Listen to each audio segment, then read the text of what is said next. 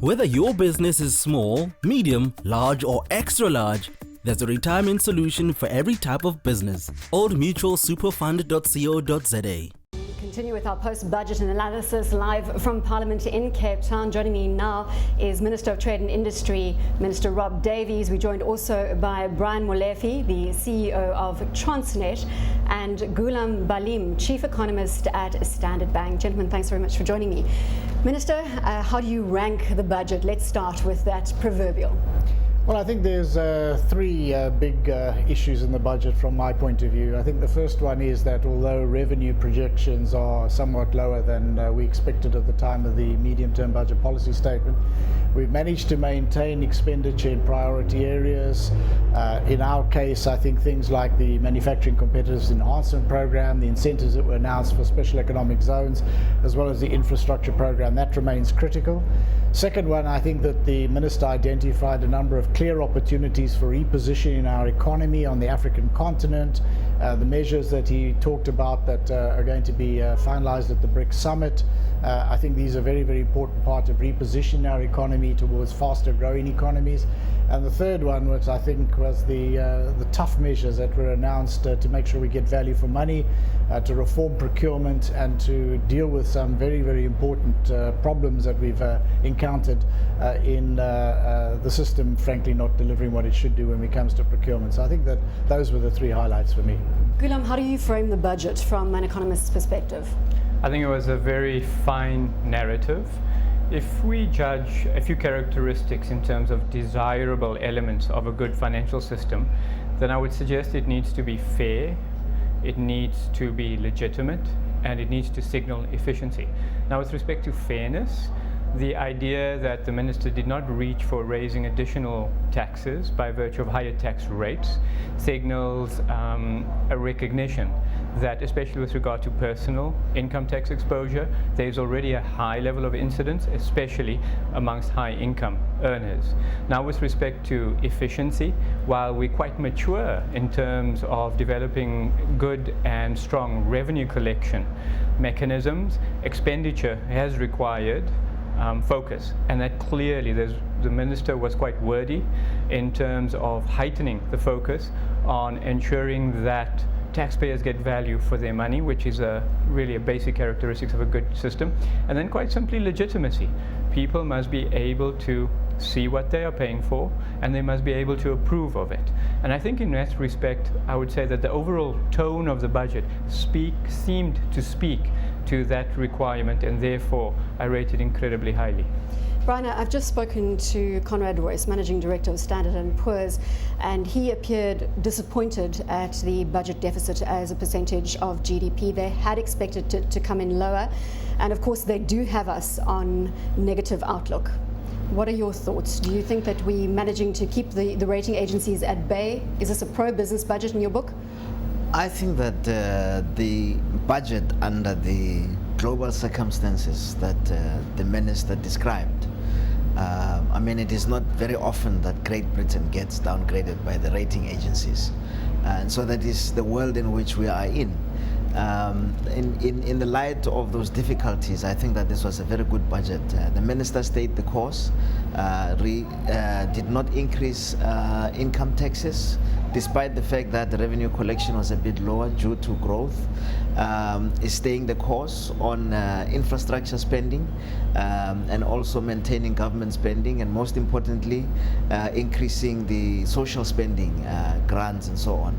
And so we find ourselves under very difficult circumstances, and yet I think we were able not to increase taxes, to increase social spending, and to increase and to stay committed to infrastructure spending, which I think will start bearing fruit in 2 to 3 years, where the minister says the deficit will come down to about 3.1%. Minister Brian makes the point that it was a tough budget. In light of that, did you get what you need?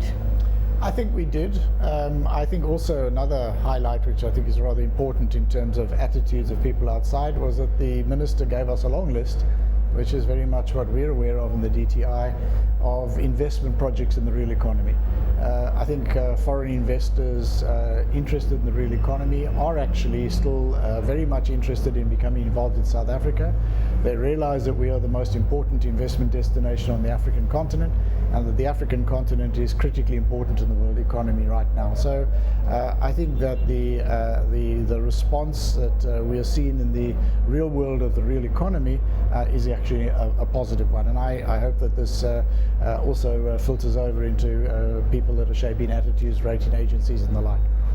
Gulam, one of the questions I put to Conrad earlier was that it was a brave budget. We're seeing expenditure cuts and no hikes on tax rates. Did you expect the opposite? No, I think that given the focus of the budget needed to recognize the challenges of 2012, which was where we had a very harsh global climate, an economy where the internal dynamic was fading, and where the institutions of South Africa were being questioned for their credibility. I think we must bear in mind that the institutional structure not only aids growth, but even more profoundly, it can, if there is dilution, facilitate societal rollback. And the accent on government renewal from greater organizational efficiency within government, I think, speaks precisely to the type of focus where it is as much about numbers as it is about how the fiscal system is processed to deliver. A major shock to the fiscus, as noted by Minister Gordon, was the fact that corporate income tax as a percentage of GDP declined from the 7.2% level in the 2008-2009 period to 4.9% 2010-2011, picking up to 5.1% 2012-2013, but expected to drop down again to the 4.9% level. Is that why we're seeing the greater engagement with private sector leading up to the budget, or is that a matter of course, Brian? Minister Gordon also did indicate that as the international companies grow in sophistication, so does their tax avoidance. And this is not just a problem in South Africa, but it is a global problem. And so he outlined measures to combat tax avoidance in a globalizing economy where people are buying from the internet and so on. He introduced measures, or at least they will start investigating how they can introduce value-added tax on goods that are bought over the internet and so on and so forth.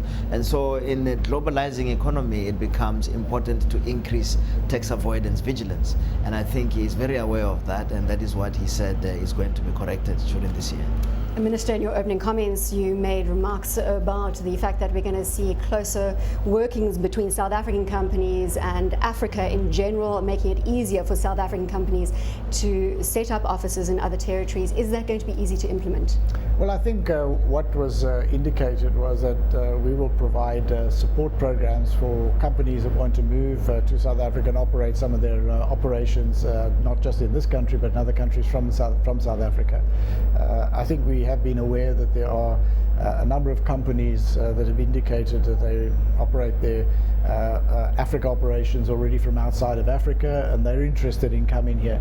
And I think we're responding to that possibility, and I think that's something which can just add to the overall climate whereby a number of companies, I think, are realizing that South Africa is a good place to do business in the rest of the continent. And also South African companies are now getting a number of incentives to increase their business opportunities in the rest of the continent. That works along with a number of the measures that we are putting in place, the tripartite free trade agreement negotiations, the infrastructure programs and so on, to try to enhance regional integration and cooperation across our borders. Gulam, we're running out of time, but just quickly from you, the biggest highlight of Budget 2013? I was very concerned that the tone of the budget may miss the very challenging 2012 circumstances we faced. And I think the minister captured the moment in the sense that South Africa has been under scrutiny, and some of that dividend that we enjoyed over the last 2 decades may have eroded somewhat, and I think he placed the agenda clearly where it should be.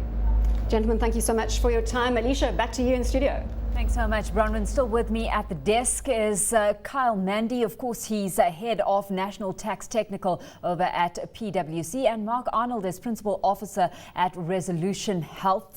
Getting back into looking at what came through and what didn't. You were chatting off air, Kyle, and you said very little mention made about corporate tax, personal tax, mining tax, little detail given there. What was made mention of was the fact that businesses will be provided incentive to start employing first-time job seekers. What do you see that doing to the employment scenario in South Africa and whittling away at that unemployment number? Very difficult to say, actually, because again, even in the budget documents that were provided, there's still very little detail in terms of how that's going to work. We do know that it's going to be graduated, and we do know that it will be reduced to zero once those employees reach the tax thresholds. But again, no detail in terms of how it will actually work as such.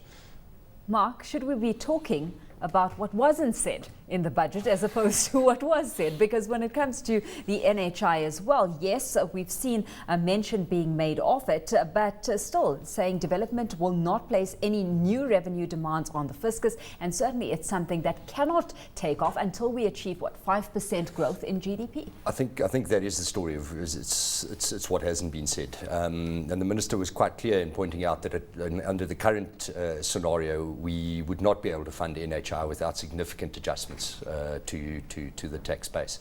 5% growth is required.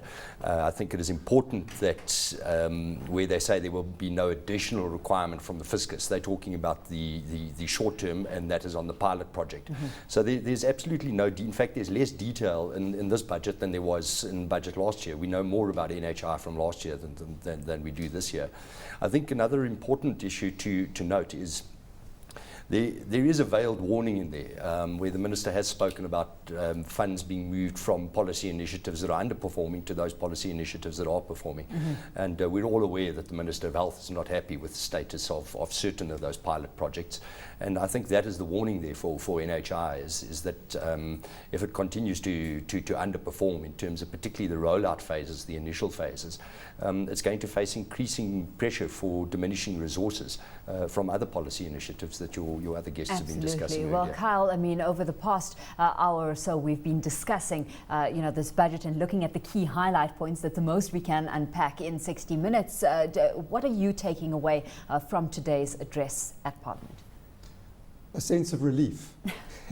I don't know. I think it was a great relief that there were no significant tax hikes, if you like. There were minor ones with tweaking with certain environmental taxes and so on that we've seen, but it's individuals who've really benefited today from a tax perspective. Kyle, thanks so much for having joined us this afternoon. Of course, Kyle Mandy is head of National Tax Technical over at PwC. And Mark, many thanks to you as well. Mark Arnold is Principal Officer at Resolution Health. On that note, we cross once more to Cape Town with Bronwyn.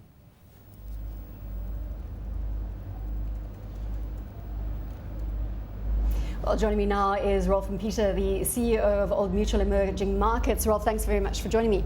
It must be a relief that we're not going to see an increase on the corporate tax rate. Well, I think the relief and the surprise in the budget was that there were no increases both in individual and corporate taxes. Given the fiscal space that the Minister had and National Treasury had, that was a positive and pleasant surprise. Do you think it will be welcomed by not only South Africans, of course, taxpayers, but by the world as well, from a rating agency perspective?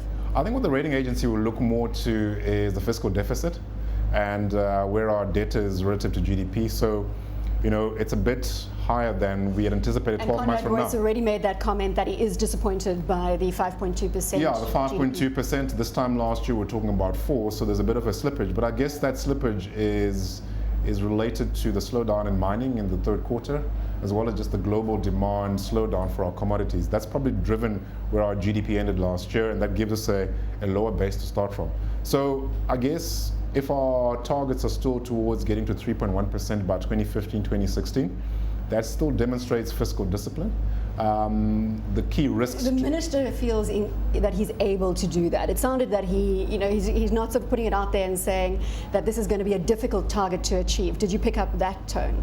Well, that was certainly the tone, but the risks to achieving that target, the 3.1%, is really what happens to growth. 2.5%, 3% is actually not good enough. We need to get, certainly much higher than the 3.5% towards the 5%, where we will really be, impacting jobs and being able to expand fiscally in terms of government expenditure. Do you think that the National Development Plan is going to get us to the 5%, as the Minister confidently states? The National Development Plan is a plan to 2030. So I think we must also, look at it in the context that it's a long-term plan.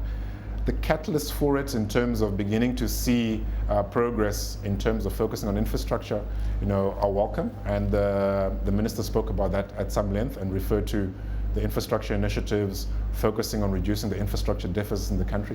Those are the key enablers to getting us to the 2030 vision. So I think the seeds have been sown.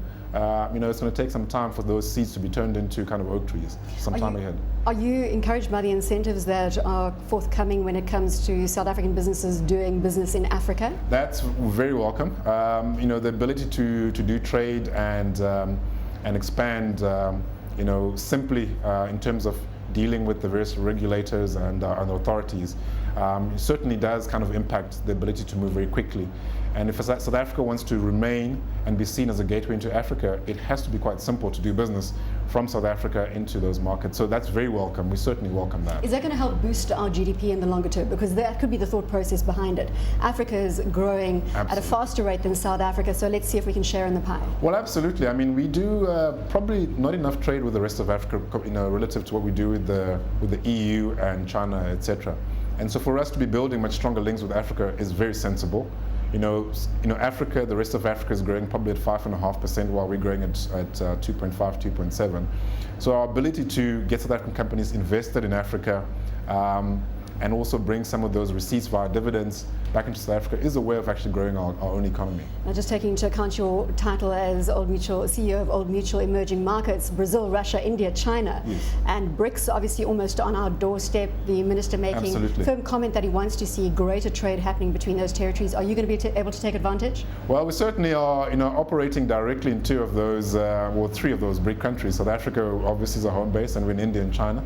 So the opportunities for us to kind of deepen our businesses in those markets is something that we obviously are focusing on.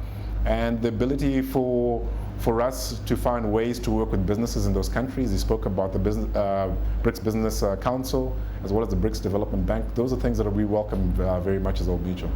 Have you picked up a sense that there is closer engagement between government and private sector leading up to, or there was rather closer engagement between the public sector and private sector leading up to the budget? No, there's been a lot, and either through BUSA, BLSA, and other organizations, a lot of discussions, interaction with the presidency and with the minister, exactly about some of the issues that are constraints to growth.